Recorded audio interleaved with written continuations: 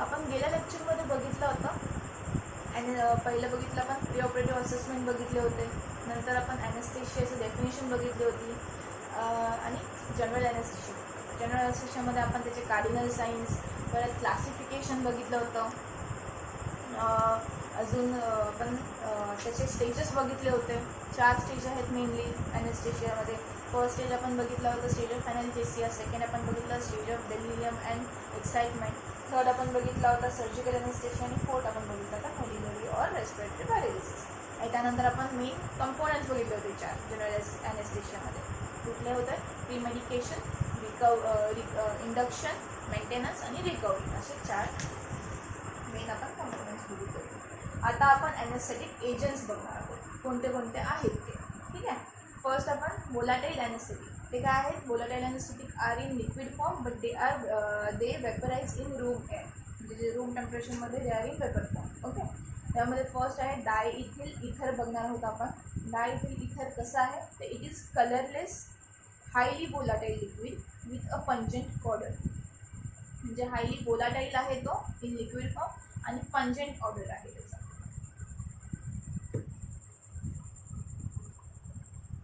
volatile, it is highly volatile liquid with a pungent odor. Pungent odor म्हणजे दुर्गंध smell असेल. नंतर boiling point त्याची 35 डिग्री सेल्सिअस आहे. It produces irritating vapours.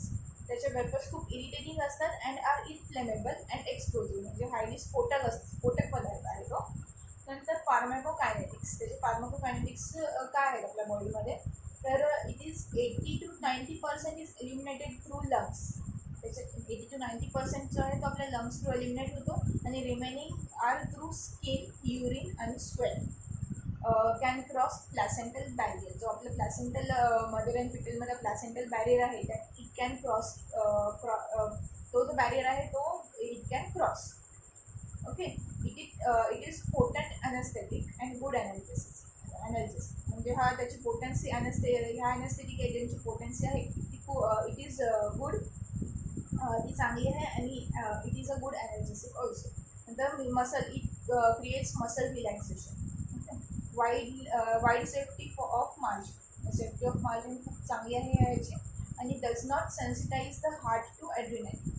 म्हणजे ॲड्रिनालिन जी रिॲक्शन जी आपल्या हार्ट आहे त्याच्यामध्ये for in that reaction it does not, त्याला ते सेन्सिटाईज नाही करत, म्हणजे सेन्सिटिव्हिटी क्रिएट नाही करत. आणि it can be use in delivery also, म्हणजे डिलिव्हरीच्या टायमाला सुद्धा आपण ॲनेस्थेटिक एजंट यूज करू शकतो. आता त्याचे डिसएडव्हान्टेजेस काय आहेत? तर इट इज स्लो रिकव्हरी आहे. जो रिकव्हरी टाईम ह्याचा आहे तो खूप स्लो आहे आणि इट कॅन क्रिएट नॉशिया आणि वॉमिटिंग. ओके. कन्व्हल्जन्स, आपल्याला लहान मुलांमध्ये कन्व्हल्जन्स भेटू शकतात. कन्व्हल्जन्स इन चिल्ड्रन. नंतर कार्डियक अरेस्ट होतो. आणि स्लो इंडक्शन अँड अनप्लीझंट. त्याचा जो इंडक्शन आहे, इंडक्शन टाईम आहे तो सुद्धा ह्याचा स्लो आहे आणि खूप अनप्लीझंट स्मेल पण असल्यामुळे तो हायली इरिटेट करतो. ओके. हा झाला डायइथिल इथर. आता सेकंड आपण बघणार आहोत हॅलोथेन. हॅलोथेन का आपण बघितलं आहे? It is a hydrocarbon. It is fluorinated volatile liquid with sweet oil. म्हणजे हा फ्लोरिनेट हा पण वोलाटाईल लिक्विड आहे पण ह्याची जी स्मेल आहे ती स्वीट आहे, नॉन इरिटंट आहे, नॉन इन्फ्लेमेबल आहे. म्हणजे हा स्फोटक, हा ज्वलनशील नाही आहे. And supplied in amber colour bottle. Amber colour बॉटलमध्ये आपल्याला हा लिक्विड भेटतो. द पोटंट ॲनेस्थेटिक आहे हा. म्हणजे ह्याची पोटेन्सी जी आहे ती खूप चांगली आहे. That is 2 to 4% for induction and, म्हणजे इंडक्शनसाठी ही ह्याची जे हे आहे डोस आहे 2 to 4% आहे. आणि 0.5 to 1% is use for maintenance purpose. ह्याचं बॉइलिंग पॉईंट आहे 50 डिग्री सेल्सिअस. ओके. नंतर फार्माकोकायनेटिक्स. फार्माकोकायनेटिक्स काय तर 60 to 80% इज एलिमिनेटेड अनचेंज. म्हणजे 60 to 80% जो आहे तो without any change it is eliminated. आणि 20% जो आहे तो बॉडी रिटेन करतो आपली फॉर अप टू 24 hours. म्हणजे 20% काय आहे तर आपली बॉडी जो आहे बॉडीमध्येच रिटेन होतो 24 hours आणि त्यानंतर तो मेटाबोलाइज व्हायला स्टार्ट होतो आपल्या बॉडीमध्ये. नंतर delivered by use of special special vaporiser एक इन्स्ट्रुमेंट आहे, त्यानुसार हा आपण डिलिव्हर करू शकतो पेशंटला. नंतर ॲबॉलिशन ऑफ फॅरेंजियल अँड लॅरेंजियल रिफ्लेक्सेस, म्हणजे जे फॅरेंजियल आणि लॅरेंजियल रिफ्लेक्सेस आहेत त्याचे सपरेशन हा क्रिएट करतो. त्यामुळे हा अस्थमॅटिक पेशंटमध्ये आपण युजली प्रेफर करू शकतो. नंतर controlled hypotension. Popular anaesthetic. It is a popular anaesthetic in developing countries, can be use in children for induction and maintenance and adult maintenance. म्हणजे हा पॉप्युलरली यूज केला जाणारा ॲनेस्थेटिक आहे, ड्रग आहे. आणि इन चिल्ड्रन म्हणजे लहान मुलांमध्ये आपण ॲज अ इंडक्शन आणि मेंटेनन्स दोघांसाठी पण यूज करू शकतो. And in adults it is mostly use for maintenance purpose. आता ह्याचे डिसएडव्हान्टेजेस काय आहेत? It is poor analgesic and muscle relax. म्हणजे हा ॲनर्जेसिक रिॲक्शन आहे त्याची पुअर आहे, पण आणि मसल रिलॅक्सेशनसुद्धा it is a poor muscle relaxation. नंतर मायोकार्डियल डिप्रेशन करतो. हार्ट रेट आहे त्याची तो डिक्रीज करतो, डिक्रीज हार्ट रेट. नंतर सेन्सिटाईज हार्ट टू ॲड्रिनलिन. हार्टवरती जी ॲड्रिनलिनची रिॲक्शन आहे ते सेन्सिटिव्हिटी हा क्रिएट करतो. नंतर respiratory depression, that is shallow breathing. जो आपली ब्रीदिंग आहे रेस्पायरेटरी डिप्रेशन कॉज करतो. हे झालं हॅलोथेन. ओके, आपण बघितले व्होलाटाईल ॲनेस्थेटिकमध्ये डायइथिल इथर आणि हॅलोथेन. बाकी पण आहेत, डिस्फ्लोरेन आहेत, आयसोफ्लोरेन आहेत, अजून इफ्ल्युरेन आहेत. असं पण ड्रग्स आहेत जे व्होलाटाईल ॲनेस्थेटिकमध्ये यूज होतात. आता आपण गॅशियस ॲनेस्थेटिक बघणार. याच्यामध्ये मेनली नायट्रस ऑक्साईड यूज करतो गॅशियस ॲनेस्थेटिक्समध्ये. Nitrous oxide it is non flammable, non irritant, but of low potency. म्हणजे हा ज्वलनशील नाही आहे, जास्त इरिटेट पण नाही करत, बट त्याची पोटॅन्सी लेवल आहे मेंटेनन्स आणि इंडक्शनसाठी ती खूप लो आहे, खूप कमी आहे. It is colourless, odourless, inorganic gas with sweet taste. हा कलरलेस असतो, त्याला स्मेल नसतो आणि त्याची टेस्ट आहे it is sweet in taste. Good analgesic but weak anaesthetic agent. Analgesic reaction आहे ह्याची चांगली आहे, पण ॲज अ ॲनेस्थेटिक एजंट मेंटेनन्ससाठी हा खूप पुअरली ॲक्ट करतो. ओके, नंतर it is given along with 30 to 50% oxygen for balanced anaesthesia. म्हणजे ॲनेस्थेशिया आपण नायट्रस ऑक्साईड हा सिंगल फॉर्ममध्ये कधीच यूज नाही करू शकत. ओके, हा मिक्सचर विथ, म्हणजे हा ऑक्सिजनसोबत ॲडमिक्सचर होऊन त्याचा उपयोग होतो. So it is given along 30 to 50% oxygen for balanced anaesthesia. आणि त्यामुळेच मिक्सचर फॉर्ममध्ये दिल्यामुळे it does not affect on heart आणि रेस्पिरेशन. नंतर याचे डिसएडव्हान्टेजेस काय आहेत? तर it is not good muscle relaxer. Gas filled spaces expansion, म्हणजे it can create pneumothorax which is dangerous. नंतर it inhibits vitamin B12 metabolism. आपल्या बॉडीमध्ये B12चे जो मेटाबॉलिझम आहे ते ह्याच्यामुळे तो इनिबिट करू शकतो, थांबवू शकतो. ओके, कमी करू शकतो. हे झालं आपलं gaseous agents. Okay, gaseous anaesthetics. आता पुढचं आपण बघणार आहोत इंट्रावेनस ॲनेस्थेटिक. म्हणजे आपण जो IV थ्रू ॲनेस्थेटिक ड्रग्स देतो ते आपण आता बघणार आहोत. त्याच्यामध्ये फर्स्ट आहे thiopentone sodium. Thiopentone sodium it is ultra short acting barbiturate which causes hypnosis during induction of anaesthesia. म्हणजे हे काय आहे? हा बार्बिच्युरेट आहे, but it is ultra short acting आणि इट कॉजेस हिप्नॉसिस, म्हणजे हॅल्युसिनेशन क्रिएट करतो ड्युरिंग इंडक्शन. काय तर it is ultra short acting barbiturate which causes hypnosis म्हणजे काय? एखादं संमोहित करणे during induction of anaesthesia. It does not have analgesic effect. ह्याच्यामध्ये ॲनर्जेसिक इफेक्ट आपल्याला दिसत नाही. It causes hypotension, respiratory depression, laryngeal and bronchospasm. आता हे hypotension, respiratory depression and laryngeal आणि ब्रॉन्कोस्पाझम क्रिएट करतो. नंतर ह्याची रिकव्हरी टाईम आहे तो रॅपिड आहे, चांगला आहे. नंतर extraposition of drug can cause skin ulceration. जर एक्स्ट्रा ड्रग जर समजा आपण इंड्यूस जास्त प्रमाणात झालं तर तिथे आपल्याला skin ulceration as a allergy फॉर्ममध्ये आपल्याला दिसू शकतो. नंतर intra arterial injection can cause vasospasm आणि गँग्रीन. जर इंट्रा आर्टेरियल इंजेक्शन झालं आपल्याकडे तर इट कॅन फॉर्म व्हॅसोस्पाझम आणि तिथे व्हॅसोस्पाझममुळे गँग्रीन फॉर्म होतं. आणि त्याचा डोस आहे 4 to 7 mg पर kg. आता सेकंड आहे किटामाइन. किटामाइनचा डोस आहे 2 mg per kg IV. Okay. It is good analgesic. It causes dissociative anaesthesia. Dissociative anaesthesia म्हणजे काय आहे? Distortion of patient sight, sound and produces feeling of detachment from environment or oneself. म्हणजे distortion म्हणजे काय आहे? To change something, म्हणजे काहीतरी falsely आपल्याला भास होतो, काहीतरी फॉल्स आपल्याला भास होतो एखाद्या गोष्टीचा किंवा एखाद्या साऊंडचा. आणि आपण त्याचा फॉल्स म्हणजे आपण सगळ्या गोष्टी असं फॉल्सली ॲज अ हॅल्युसिनेशन प्रमाणे आपल्याला भास होतो. ठीक आहे. It is called as dissociative anaesthesia. It can lead to hypertension, apnoea, लॅरिंगोस्पाझम.